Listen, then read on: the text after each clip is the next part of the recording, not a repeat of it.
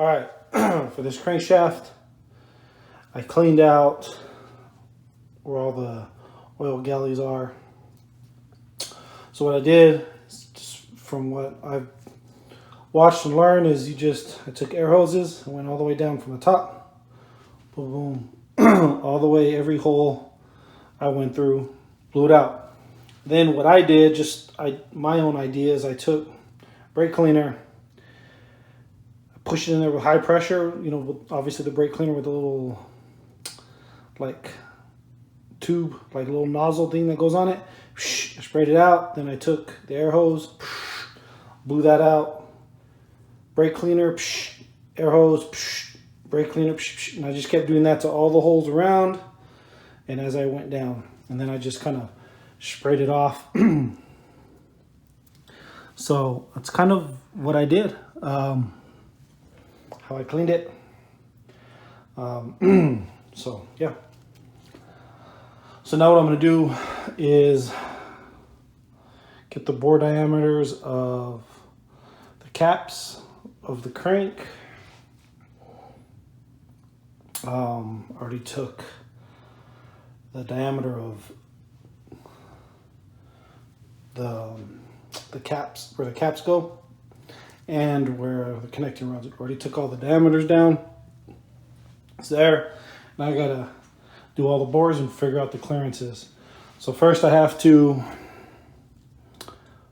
put on the bearings to the cap in each place, torque them down, and then get the bore measurement off that. So that's what I'm gonna do. All right, so I'm about to use the connecting rod vise to torque these down and then check my bore on that side there to check clearances between the crank and the connecting rod. So the first time I use this vise, so I'm connecting it right below where the crack is in the seam, where the bearings are. I tried connecting it just to this part, but the clamp wouldn't even go down that far. And then checked other videos again, and I usually clamp up here. So when I have it connected into my other vise, so I'll torque these down to 45, check the bore, and they're with the bearing inside there. And then, yeah. So when you're putting the bearings in, I mean, there's tons of videos out there. I mean, all I did is take alcohol, and I use like a dry fit material. First, I use like a toothbrush, a soft toothbrush with alcohol, scrub it out, and I damp this with alcohol, and I wipe it out. And then when that dries, I have it underneath this light. It'll show any like material, like lint, all that stuff. Some people call it FM, like foreign material on it.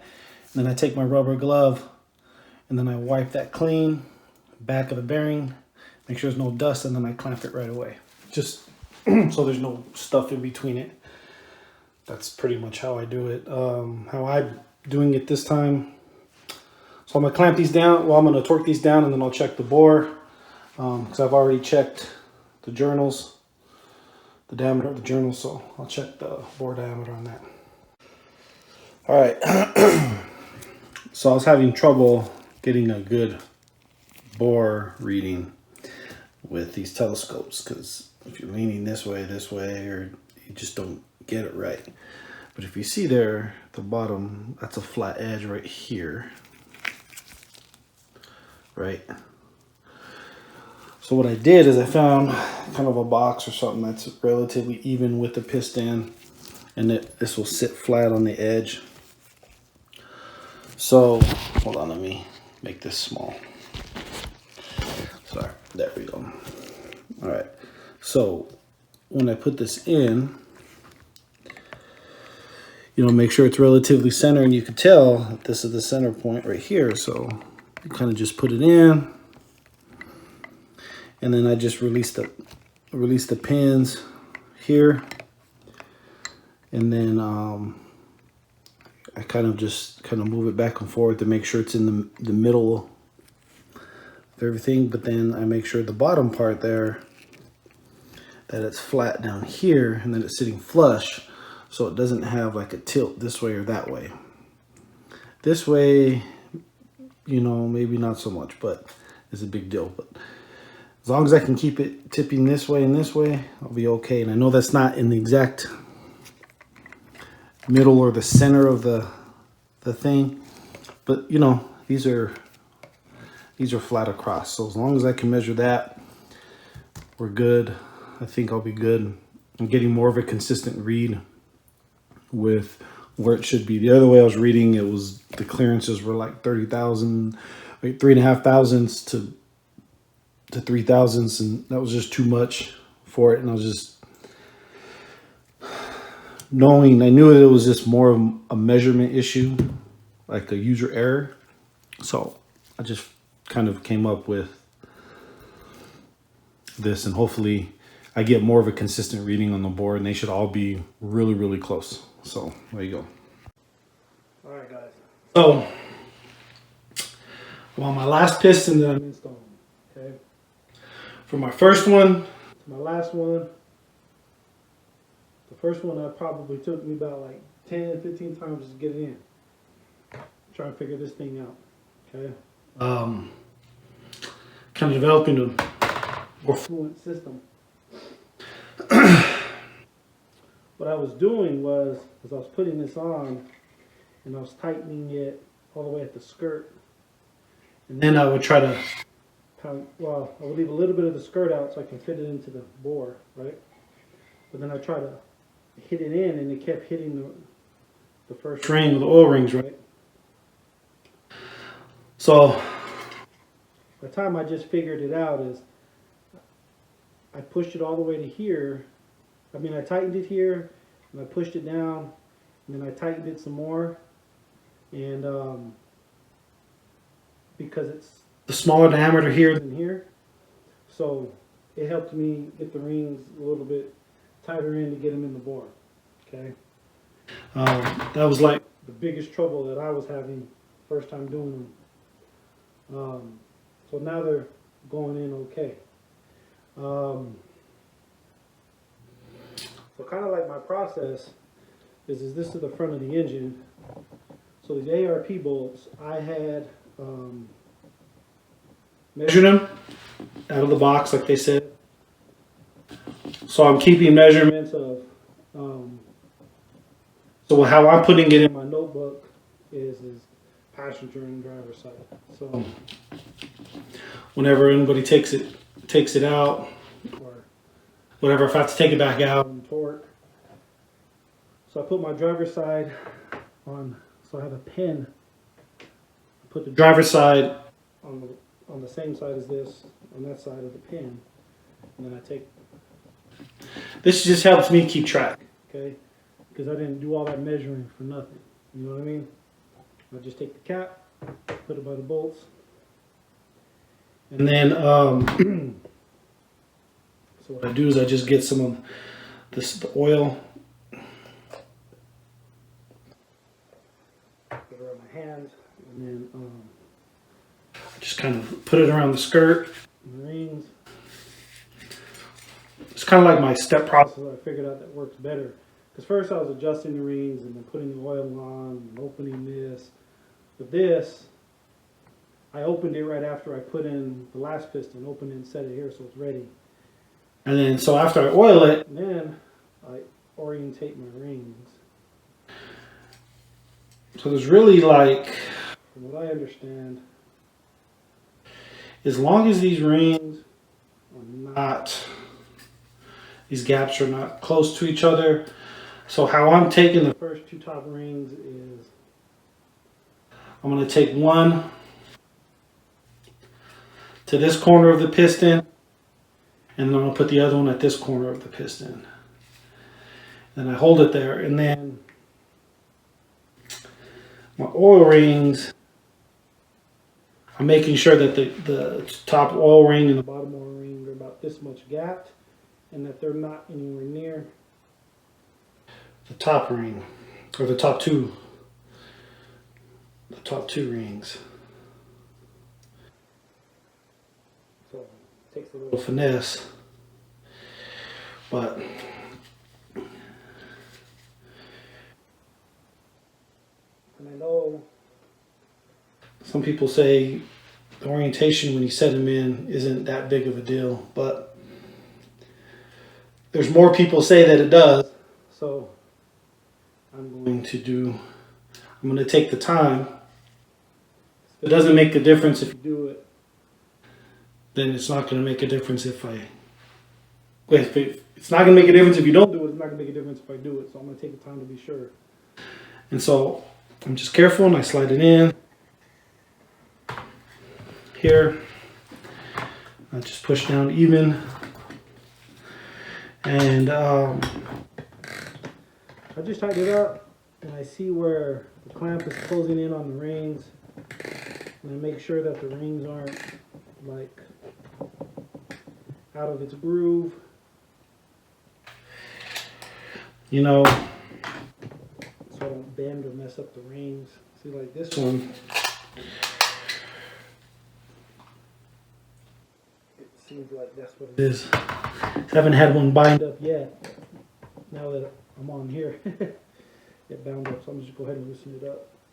I want to keep tightening it up, and then let me see what's going on.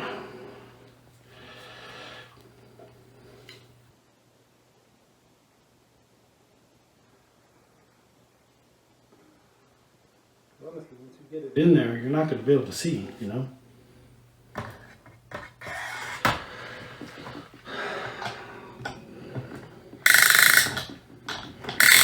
So before I got it, I just made sure that none of this point sticking out of the groove at all, and all the way around. So yeah, that looks pretty. It's not binding up, so I'm just going to tighten it. All I'm doing is I just take on the sides of the skirts, just slide it down, like right there where I pass.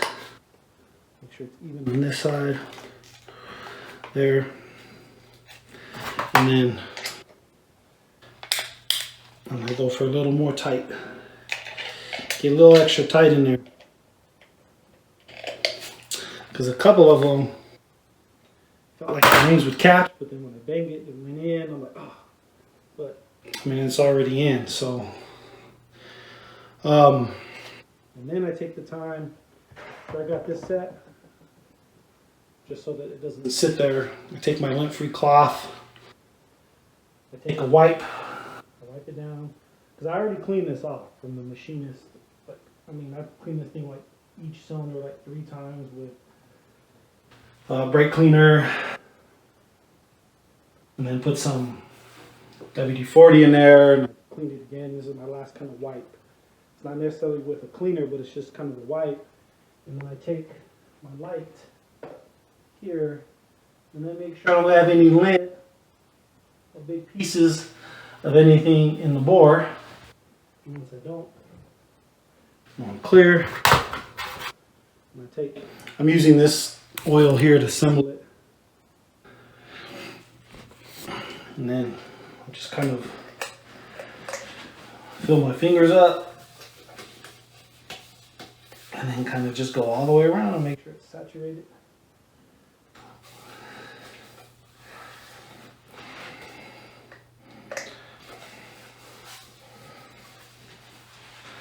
There you go. And one thing that I've been doing throughout this whole build is I have specific towels for specific things. This blue towel is like my oily, greasy stuff I need to clean. And I have, I'm going to touch it, but then I have, so these are a pair of like dry fit underwear that I used when I was cleaning off the bearing surfaces that go between the bearing and like the caps and and stuff like that. So make sure there's no lint and oil, and use that. And so I'd have that towel for cleaning, really lint free, because that dry fit material doesn't leave any lint at all. So from what I would do, because as always, like I did with the cylinder, I'd always put my stuff in front of the light, you know, And of course I didn't have greasy hands. I mean, it was dry gloves. You know, I've cleaned everything, and when I go to put that bearing on that, on whatever the cap or the rod, or I would wipe it, and then wipe the back of the bearing so they're just the dry rubber, clamp it on right away. That's how I knew there wasn't any lint in there, that type of stuff. And that's how I did it. You know, I have this, and then I have another rag that's over here that while I was keeping everything clean and grease free with putting in the bearings, if I got anything on my gloves, I'd pour alcohol on my gloves, and I would use this to clean my gloves, so I didn't have to go through a lot of gloves. And I'd use this and alcohol to clean my gloves off. So I have different gloves for different things, right? I even have a toothbrush to help clean surfaces off that was like stuff was stuck on there. So yeah, me, that's how I know that I'm not putting stuff where I'm not supposed to put it, especially like oil between the bearings and the caps. It's supposed to be completely dry. No oil. All right, we're talking with that. So these pistons don't have any studs, and so what I do is I orientate the journal, or orientate the journal to kind of like up high, right here. Let me show you. I orientate the journal kind of far away, so when I bang the piston in, it doesn't touch anything. It doesn't bang right into the journal. So you see that? Yeah. So now hopefully, and then right before I put it in, I take, it doesn't matter if there's oil on these fingers, because this is on the top of the surface of the bearing. That's where oil goes. I clean it off. I use this white lithium grease. Got more people saying use that than anything else, so I went with what the majority of people, smarter people than me, said. So the hardest part I have, I'm trying not to slide that rod on the piston bore. The hardest part here is getting the skirt in straight. Sometimes I get impatient, but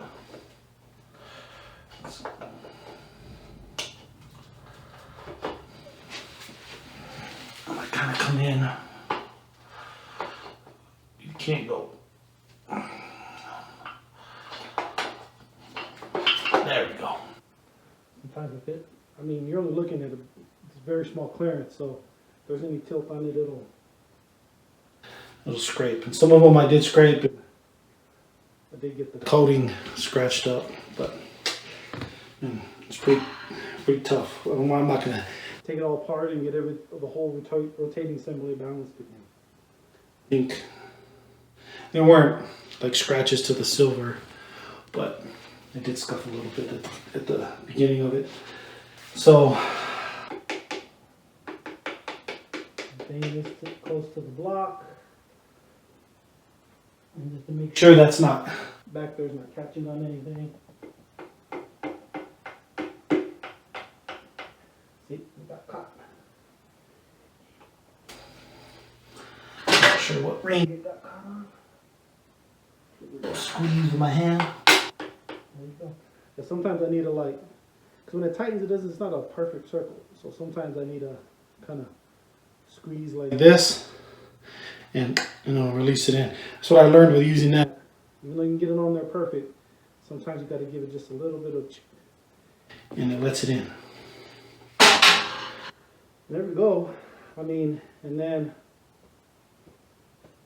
with the bearings, I had numbered because when I kept all the pistons orientated, the ring gaps and all that stuff with each piston that was supposed to be in. So this is number 7. I wrote 7 on one side, not the other, just so I know orientation. It's not going to fit any other way, but for me, it just helps me keep organized. Again, wipe the surface off. Use the And I wipe the journal off. See, jumped up ahead because I'm talking to you guys, but yeah. So I'm lifting the end of the rod up and kind of just banging it, light touch. When you're getting the second part of the piston in, when there's already one next to it, gotta be careful not to get too crazy and hammer, because sometimes the two caps kind of wedge because they're allowed to kind of shift. Just make sure that you're just working it in there enough to where you're not wedging it in or scratching anything on the side. Because I do that. I get impatient and I have to make myself stay in check to not do that. So now that I took this, see, I don't really want that grease sitting there in the air, but I mean, I already got it on. You know, this room's a pretty clean room, so not tons of dust. So got a 7 on top, so make sure my 7 is on top. And make sure it fits. Now, of course, they're not, because they're the cracked caps, they crack them. They're only going to fit one way. So I take my driver's side stud that I had measured and stick it on the driver's side of the end cap. My passenger. There we go. And of course, they had that torque lube on there from ARP. So.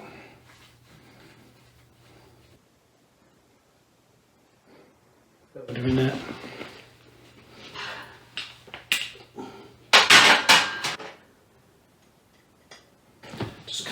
Just twist them on quick.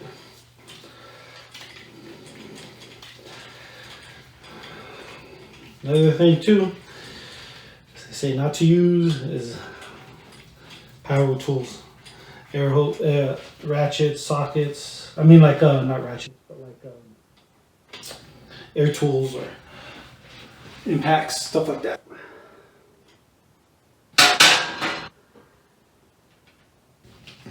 Because it leaves more room for error, I guess. And then me, all I do is I take quarter turn, and then I kind of feel the difference too, because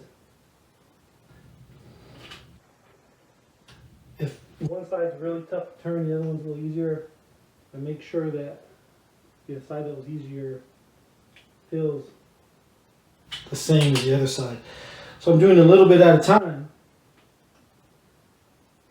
so it tightens up evenly.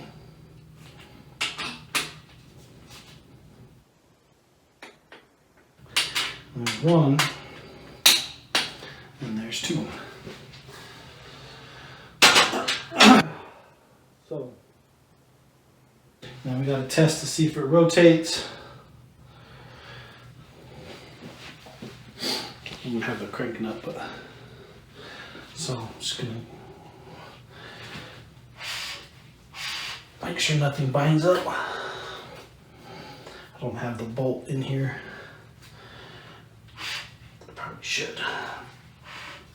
Now that all the pistons are in here, it gets a little tougher.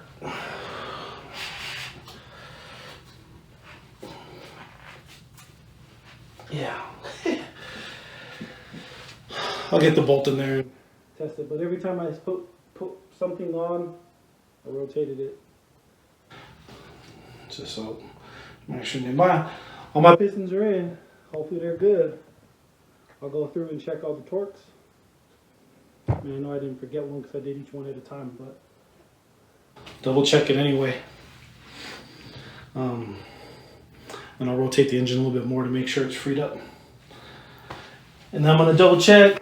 Forward, forward, forward, forward. My little arrows point forward. Have fun. Now I get to work on the cam and all the front stuff.